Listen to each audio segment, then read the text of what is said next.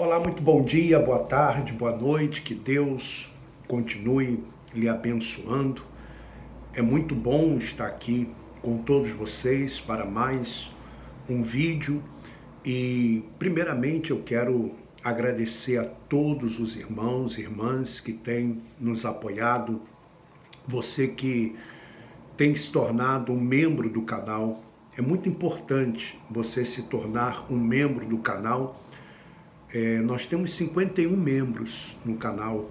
Eu sei que são poucos, né, em relação à quantidade de inscritos que nós temos, mas eu agradeço essas 51 pessoas que se tornaram membros do canal, né, do canal, e que apoiam o nosso trabalho e que têm visto quão importante é esse trabalho de levar o amor ao necessitado, o amor de Deus ao próximo e levar o Evangelho da Graça, que tem alcançado milhares de pessoas no mundo inteiro, não apenas por mim, mas por todos aqueles que se renderam à graça de Cristo. Se você quiser se tornar um membro do canal, tem um botãozinho aí onde está escrito Seja Membro. Aí você clica lá e o próprio YouTube ele vai dando as indicações para você de como você se tornar um membro do canal. Veja, meu irmão, minha irmã, deixa eu lhe falar algo. Nós que conhecemos hoje a graça de Cristo, nós sabemos que o dízimo não era para os gentios e não é para os gentios. Sabemos também que não devemos ficar,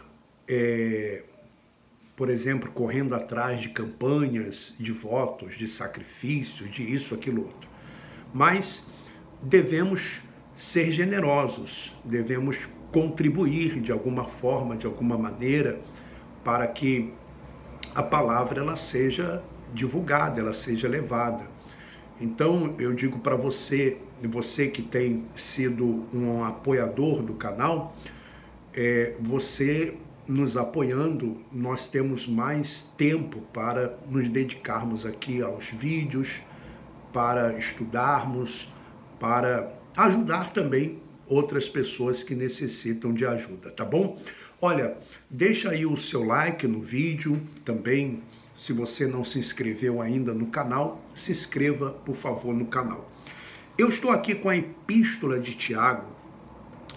Tiago, ele era um pregador da circuncisão, né? Tanto é que se você vê que a carta dele, a epístola dele, foi dirigida às 12 tribos que se encontram na dispersão.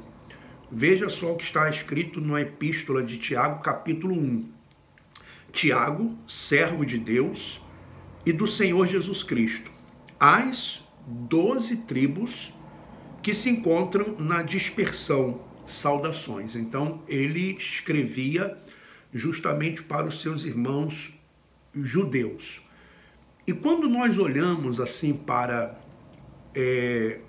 o Antigo Testamento, o Antigo Pacto, principalmente as histórias judaicas, nós vemos muitas guerras, nós vemos muitas coisas acontecendo e que às vezes até nos dá a entender de que o Deus do Antigo Testamento, ele é diferente do Deus do Novo Testamento.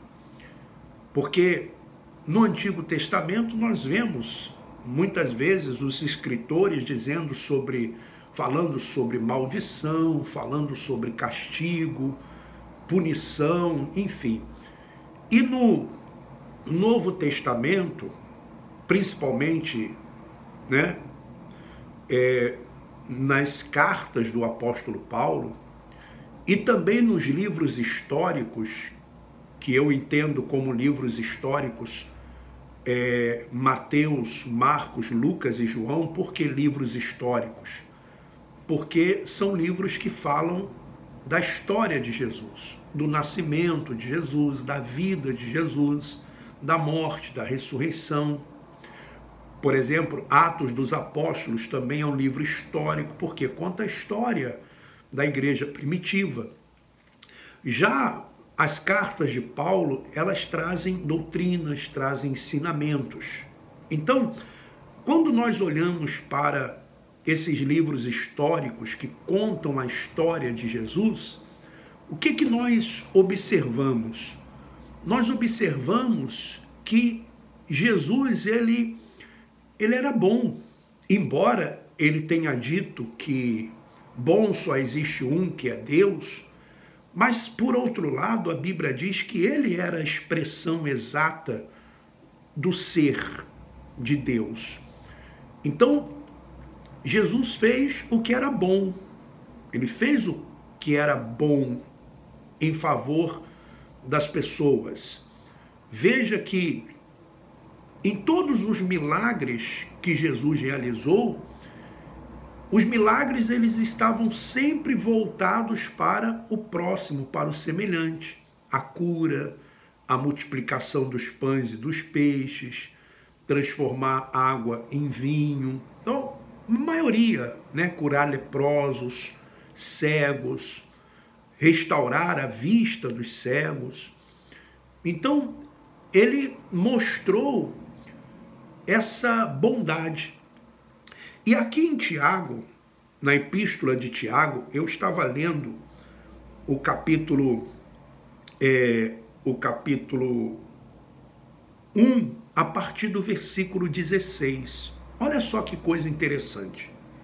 Não vos enganeis. Aquela mesma expressão que o apóstolo Paulo usou, quando diz assim, não vos enganeis, de Deus não se zomba. Aquilo que o homem semear, isso também ceifará. Então, Tiago, ele usa também, podemos assim dizer, ele usa essa expressão. Não vos enganeis, meus amados irmãos. Toda boa dádiva é um presente, tudo que é bom, toda boa dádiva e todo dom perfeito são lá do alto. Ou seja, tudo que é bom vem do alto. Tudo que é bom vem de Deus, né? Descendo do Pai das luzes, descendo do Pai das luzes, em quem não pode existir variação ou sombra de mudança. Deus não muda, ele é o mesmo. Ele sempre foi o mesmo. Ele sempre foi esse Pai amoroso. Porém, os judeus, eles tinham uma relação diferente com Deus. Tanto é que eles não chamavam Deus de Pai. Eles não chamavam. Veja que no passado, na época dos profetas, na época de Moisés, então Deus, o Deus Pai, se manifestou assim. Ele falava com os profetas ou com algumas pessoas escolhidas e essas pessoas transmitiam para o povo.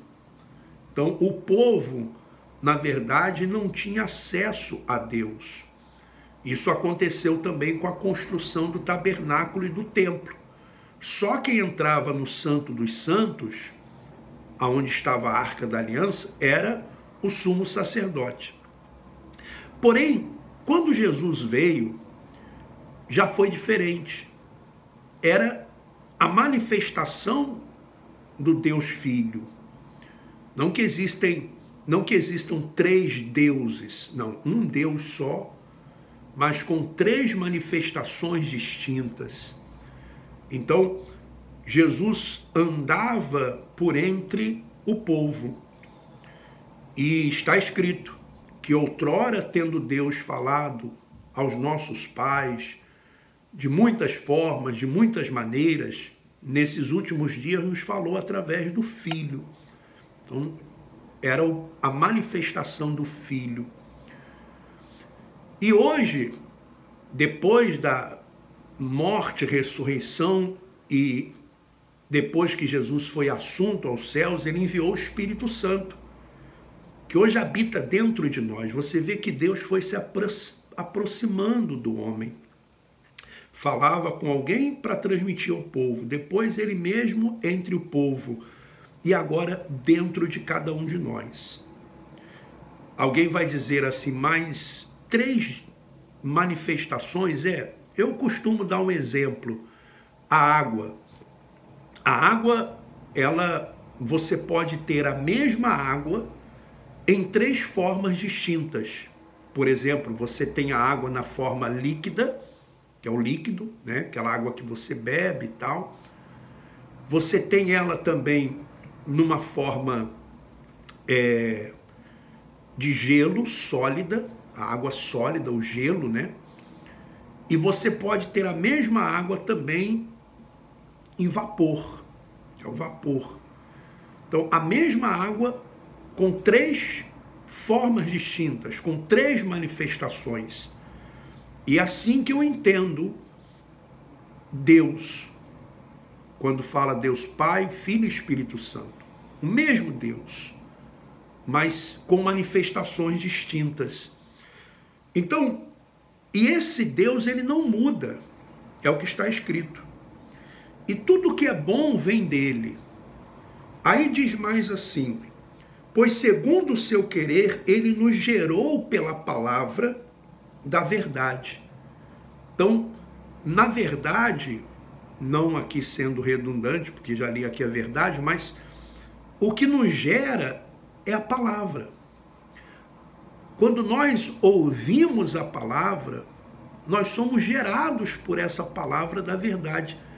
E qual é a palavra da verdade, meu irmão, minha irmã? É que Jesus morreu na cruz do Calvário por mim e por você. E que não existe nenhum outro mediador entre Deus e os homens. Não existe outra maneira de chegar a Deus. Eu sei que às vezes a pessoa, na sua sinceridade, ela tenta outros caminhos, mas só existe um caminho, que é Jesus. Para que fôssemos como que primícias das suas criaturas. Sabeis essas coisas, meus amados irmãos. Veja que ele está falando para os judeus, porque era isso que era o entendimento. Deus havia escolhido os judeus, mas que os judeus seriam os primeiros, mas não ficaria apenas nos judeus a salvação. Mas a salvação viria através dos judeus, que era o Senhor Jesus.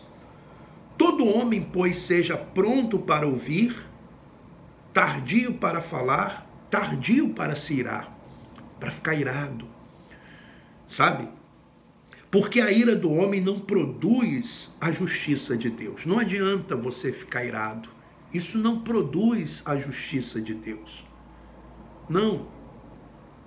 A justiça de Deus não se manifesta porque você ficou irado, porque você ficou revoltado. Não, não é assim que Deus se manifesta. Portanto, despojando-vos de toda impureza e acúmulo de maldade, acolhei com mansidão a palavra em vós implantada, a qual é poderosa para salvar a vossa alma. Então, salvar a alma nem sempre está se referindo à salvação eterna, tá? Porque a alma são também os nossos sentimentos. Então, quando você tem a palavra implantada e você recebe a palavra com mansidão, ela salva a sua alma das angústias, das aflições, dos medos, das preocupações. Ela também salva você disso. Tornai-vos, pois, praticantes da palavra e não somente ouvintes, enganando-vos a vós mesmos. Então veja, nos tornemos praticantes da palavra.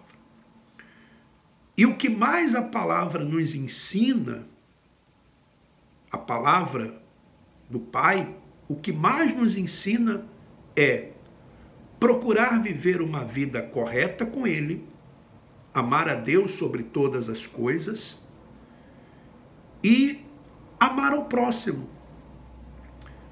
Jesus resumiu isso. Ele resumiu toda a lei em 2 mandamentos. Amar a Deus sobre todas as coisas e ao próximo como a si mesmo. Você praticando isso, você está praticando toda a lei e você estará, como se diz, você estará praticando a palavra, né?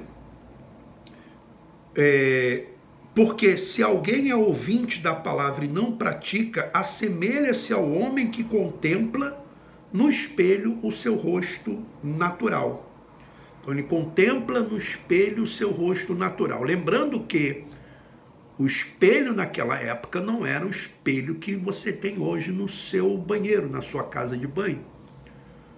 Ou no seu carro. Não.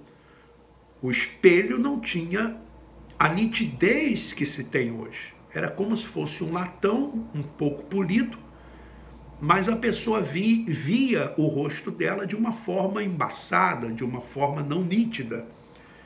E ele está dizendo que se você não pratica, se nós não praticamos, pois a si mesmo se contempla e se retira. E para logo se esquece de como era a sua aparência. Quer dizer, se a pessoa, ela ouvia a palavra, mas isso tem que ficar dentro dela, para que ela pratique no dia a dia. Vai acontecer no seu dia a dia um momento em que você vai ser colocado à prova para ficar irado. E aí você tem que lembrar, não, eu não vou me irar. Eu vou manter a mansidão. Vai acontecer de você estar diante de uma situação, então, porque a palavra está dentro de você. Isso não significa que você tem que andar com a Bíblia. Não, peraí, deixa eu ver aqui qual é a situação que eu vou agora fazer aqui, porque essa situação aqui, deixa eu ler aqui, o que eu vou fazer? Não. Essa palavra tem que estar dentro de você. E essa palavra nem sempre é um versículo.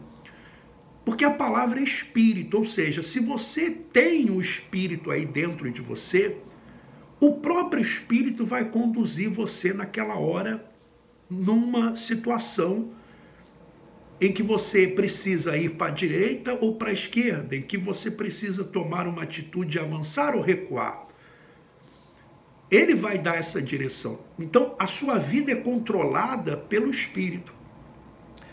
Ora, mas aquele que considera atentamente na lei perfeita, lei da liberdade, e nela persevera, não sendo ouvinte negligente, mas operoso praticante, esse será bem-aventurado no que realizar. Tá vendo? Você não precisa campanhas para que você seja bem-aventurado naquilo que você realizar.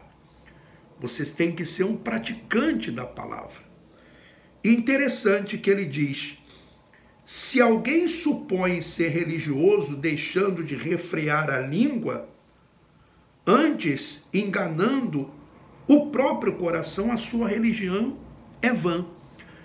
Se ser religioso é guardar a língua de falar dos outros, então eu decidi ser um religioso. Eu quero ser um religioso. Se ser um religioso é isso, então eu quero ser um religioso. Eu não quero ficar falando da vida dos outros. O que eu quero é falar do amor de Cristo. Eu quero falar de uma vida, da vida daqueles que foram um exemplo de fé, de coragem, a vida do Senhor Jesus. E falar do amor dele. E ele diz mais, aí ele mostra aqui o que é uma religião pura. Muitas vezes porque essa palavra religião, ela, na sua essência, ela quer dizer religar o homem a Deus. Sabemos que o que liga o homem a Deus é Jesus. Ele é o único mediador. Porém, Tiago diz assim: a religião pura e sem mácula para com o nosso Deus e Pai, a religião pura, a religião sem mácula, a religião perfeita, podemos assim dizer, pura e sem mácula. Qual é a religião perfeita para Deus? Está aqui escrito: visitar os órfãos. Haviam muitos órfãos naquela época, como nós falamos no início, haviam muitas guerras. As pessoas, os homens morriam e deixavam suas respectivas esposas e também os seus filhos. Então havia uma preocupação muito grande daqueles que eram de Deus com os órfãos e com as viúvas e com os estrangeiros também. Veja que isso não acontece apenas no Novo Testamento e nos livros históricos. Mas você vê isso também no Antigo Testamento. Tanto é que o dízimo tinha essa finalidade. O dízimo que era dado de 3 em 3 anos era destinado justamente aos levitas e também aos órfãos, às viúvas e os estrangeiros. Por isso eu disse no início do vídeo, meu irmão e minha irmã, que você não pode deixar de ser generoso. Não é porque você hoje não é mais um dizimista, você não é mais uma pessoa que participa de votos e campanhas, que você não vai ser uma pessoa generosa e contribuir de alguma forma, de alguma maneira. Por exemplo, eu dou minha contribuição para levar essa palavra. Então, todas as vezes que eu tiro alguns minutos, algumas horas, para que eu venha aqui trazer uma palavra, uma mensagem para você, uma oração na lista de transmissão, enfim, isso é um tempo que você despende para isso. Então, nós não podemos deixar de forma alguma de sermos generosos, porque o Deus que não muda e que não há sombra de variação, ele sempre se preocupou com o necessitado. Você pode ler isso no Antigo Testamento, em Provérbios, bem-aventurado, em Salmos, o que acode ao necessitado, você pode ver isso. Então, a religião pura e sem mácula para com o nosso Deus e Pai é esta: visitar os órfãos e as viúvas nas suas tribulações, nos seus momentos difíceis. Então, amparar, ajudar. E, a si mesmo, guardar-se incontaminado do mundo. Não se contaminar com as coisas do mundo. Procurar viver as coisas de Deus. Então, veja, se ser religioso é isso, então eu decidi. Eu sou um religioso. Porque eu quero exatamente isso. Exatamente isso. Praticar a palavra, dedicar minha vida ao próximo, ao necessitado, ajudar quem precisa de ajuda, refrear a língua, manter-se incontaminado do mundo. Se ser religioso é isso, então eu sou um religioso de carteirinha, tá bom? Quero dizer para você, meu irmão, minha irmã, que procure, nós estamos orientando as pessoas a fazerem isso. Procure um vizinho, uma vizinha, ou um familiar que você tenha, e essa pessoa, ela tem alguém numa prisão, ela tem alguém que está detido numa prisão.